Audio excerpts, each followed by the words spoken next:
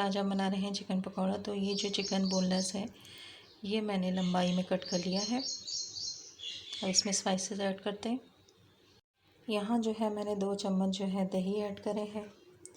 इसके बाद हम इसमें तकरीबन 1 चम्मच जो है अदरक लहसुन का ऐड कर देंगे। अब इसके अंदर हमने करना है 1 चम्मच जो है लाल कुटी हुई मिर्च,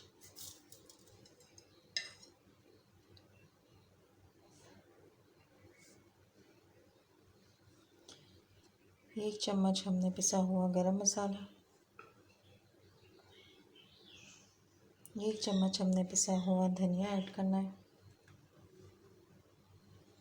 1 चम्मच हमने पिसी हुई लाल मिर्च ऐड करनी है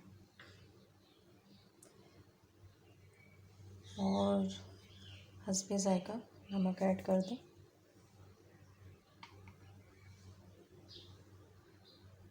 इन तमाम चीज़ों को अच्छी तरीके से मिक्स करके आपने मैरिनेशन के लिए छोड़ देना है, क्योंकि ये जितना अच्छा चिकन मैरिनेट होगा तो उसके बाद फिर हम इसमें बेसन ऐड करेंगे। यहाँ जो है हम बेसन पहले घोल लेते हैं। इसके अंदर मैं डालूँगी तकरीबन 1 बड़ा चम्मच कुटी हुई लाल मिर्च, नमक और सोडा, हरा धनिया, हरी मिर्चें, थोड़ा सा चाट मसाला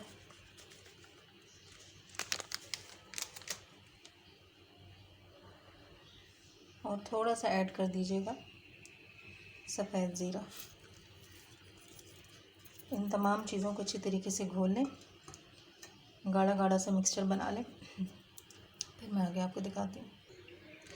ये जो देखिए ये मैरिनेशन वाला चिकन है, इसको अब हम इसके अंदर डिप करेंगे और फ्राई कर लेंगे। ये देखिए यहाँ पर फ्राई होने शुरू हो गए। एक साइड फ्राई हो जाए फिर हम दूसरी साइड फ्राई करेंगे, क्योंकि ये हमने बॉयल नहीं किया हुआ चिकन, इसको मैरिनेट करके हमने फ्राई करना शुरू कर दिया।